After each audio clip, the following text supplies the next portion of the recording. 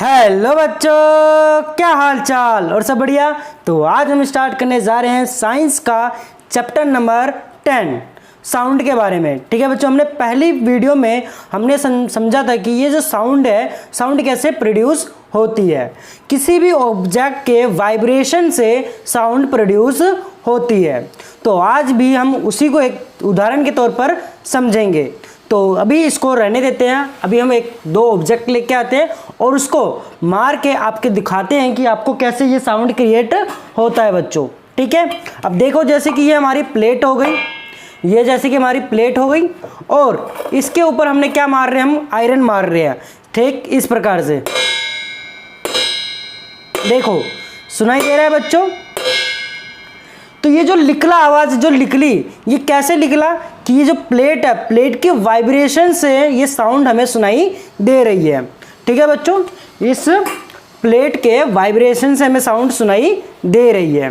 तो इसी वजह से हमें साउंड सुनाई देती है। किसी भी ऑब्जेक्ट पर जब कोई भी वाइब्रेट होता है तब हमें आवाज़ सुनाई देती है। आपने एक्टिविटी 10.5 में भी देखा होगा कि हर एक लेवल का गिलास में पानी लीजिए और उसको क्या करना है, जैसे कि इस प्रकार से उसको एक स्टिक से मारिए तो उसकी अलग ध्वनि सुनाई हमें देगी, अलग साउंड सुनाई देगा, जिसे हम क्या कहेंगे बच्चों, जल तरंग कहेंगे। अब आगे हम पढ़ते हैं बच्चों sound produce by humans. Sound produce by humans मतलब मनुष्यों द्वारा उत्पन्न ध्वनि क्या है उसके बारे में आज हम समझेंगे। ठीक है बच्चों, अगर आपने अभी तक हमारे चैनल को सब्सक्राइब नहीं करा है तो जल्दी सब्सक्राइब कर दीजिए और बेल आइकन दबाना ना भूलना बच्चों। तो चलिए बच्चों स्टार्ट करते हैं साइंस का sound chapter. Sound produce by humans, मनुष्य द्वारा उत्पन्न ध्वनि। Speak loudly for a while or a sing a song or buzz like a bee. Put your hand on your throat as shown in a figure 10.8. Do you feel any vibration? अब देखो जैसे कि हमें figure दे रखा है 10.8, इस प्रकार से हमें क्या बोला बच्चों, कुछ समय तक जोर से बोलिए या गाना गाइए अथवा भोरे की तरह गुंजन कीजिए। मतलब जैसे कि वो ब्लैक बी होती है ना, या बी हो गई, कोई सी भी दुअक्की होगी, गुंजन करती रहे, बी बी बी करती रहती है। उसी प्रकार से इस चित्र अनुसार इसकी तरह आपने क्या करना, अपने हाथों को अपने कंठ पर रखिए। इस प्रकार से अपने कंठ पर आपको पकड़ के रखना है। ठीक है बच्चों, कंठ पर पकड़ के रखना है। क्या आपको कुछ कंपन मतलब वाइब्रेशन का महसूस हो रहा है या नहीं हो रहा है? आगे देखते हैं बच्चों। In human the sound is produce by the voice box और द लैरिंक्स। तो बच्चों इसमें बोला हुआ है कि मानव में ध्वनि वाक यंत्र अथवा कंठ द्वारा उत्पन्न होता है, जिसे हम लैरिंक्स मतलब कंठ हो गया बच्चों। ठीक है, वॉइस बॉक्स मतलब होता है बच्चों, क्या होता है बच्चों, वाक यंत्र जिससे हम बोल पाते हैं। Put your fingers on the throat and find a hard bump that seem to move when you swallow. अपनी उंगलियों को कंठ पर रखिए तथा एक कठोर उभार को खोजिए जो निगलते समय चलता हुआ प्रतीत होता है। जैसे कि आप पानी पीते हो तो ये जो बाहर जो गले का जो कंठ निकला हुआ है ना, वो हिलता हुआ दिखाई देगा आपको। ठीक है, this part of the body is known as the voice box. अब यही जो है शरीर का यही भाग हमें क्या कहलाता है बच्चों, वॉइस बॉक्स कहलाता है, मतलब वाक यंत्र कहलाता है। इसी से हम बच्चों बोल पाते हैं। It is at the upper end of the windpipe. ये श्वास नली के ऊपरी सिरे पर होता है। Two vocal cords are stretched across the voice box or larynx in such a way that it leaves a narrow slit between them for a passage of air. Figure 10.8। मतलब बच्चों इसमें क्या बोला है कि वाक यंत्र या कंठ के आर पर दो वाक तंतु होती है, दो। ठीक है बच्चों, कितने? दो। यहाँ पर लिखा है टू वोकल कॉर्ड्स, इसमें दो वाक तंतु होते हैं। इस प्रकार तानित होते हैं कि उनके बीच में वायु निकलने के एक संकीर्ण छिरी बनी होती है। मतलब एक इन दोनों के बीच में गैप होता है जिससे हवा निकल जाती है, जिससे हम आसानी से बोल पाते हैं। सेम फिगर इसकी तरह। ठीक है बच्चों, इस प्रकार से आगे पढ़ते हैं हम। When the lungs force air through the slit, the vocal cords vibrate, producing sound. मतलब जब फेफड़े वायु को बलपूर्वक झिरी से बाहर निकालते हैं, लंग से बाहर निकालते हैं, तो वाक तंतु क्या करती है बच्चों, वाइब्रेट करती है, कंपती है। तो इससे हमारा क्या निकलता है, ध्वनि उत्पन्न होती है, मतलब साउंड बनता है।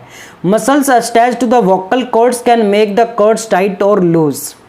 अब इसमें क्या बच्चों कि वाग तंतुओं से जुड़ी मांसपेशियां तंतुओं को तना हुआ या ढीला कर सकती है। When the local cords are tight and thin, the type or quality of voice is different from that when they are loose and thick. Let us see how the vocal cords function. अब बच्चों इसमें क्या बोला हुआ है कि जब वाग तंतु तने हुए और पतले होते हैं तब वाग ध्वनि का प्रकार या उसकी गुणता उस वाग ध्वनि से भिन्न होती है। ठीक है बच्चों, मतलब अलग अलग क्वालिटी होती है वॉइस की, तो डिफरेंट मतलब जैसे कि हम किसी से बात करते हैं तो हमारी आवाज़ और उनकी आवाज़ क्या होती है बच्चों, अलग होती है। वो इसी प्रकार से होती है। क्यों होती है उसी प्रकार से, जैसे कि उसका टाइट है, थिन है, अलग अलग, जैसे उनके वोकल कॉर्ड्स क्या हो गए, टाइट है या थिन है, तो उस टाइप के वजह से हमारी जो वॉइस होती है वो अलग डिफरेंट होती है। ठीक है बच्चों, they are loose and thick, ये हमारे क्या होते हैं, तंतु ढीले और मोटे भी होते हैं। आइए देखिए कि वाग तंतु किस प्रकार कार्य करते हैं। आपको बच्चों बैकग्राउंड से थोड़ी नॉइज वॉइज आ रही होगी तो आप थोड़ा इग्नोर करिए, बस आप फोकस करिए मेरी आवाज़ों पर। ठीक है बच्चों, तो देखो एक्टिविटी 10.6 में take 2 rubber strips of the same size, place these 2 pieces one above the other and stretch them tight. Now blow here through the gap between them. Figure 10.9 की तरह मैं बोल रखा उसी प्रकार से।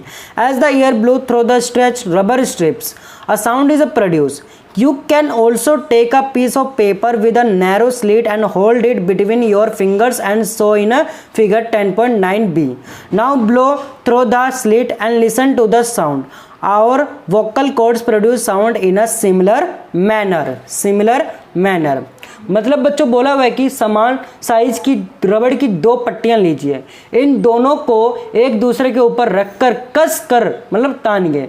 अब इनके बीच के अंतराल मतलब दरार में हवा फूकिए, जैसे कि चित्र इस प्रकार से हमें दिखाया गया। ठीक है, तो इस प्रकार से जब तानित रबड़ की पट्टियां के बीच से हवा फूक जाती है तो ध्वनि उत्पन्न होती है। अब इसमें बोला है कि एक कागज के टुकड़े जिसमें एक पतली झिरी बनाई हुई है, सेम इस प्रकार से। ठीक है बच्चों, पतली झिल्ली बनी हुई है कि सहायता से भी आप इस क्रियाकलाप को कर सकते हैं।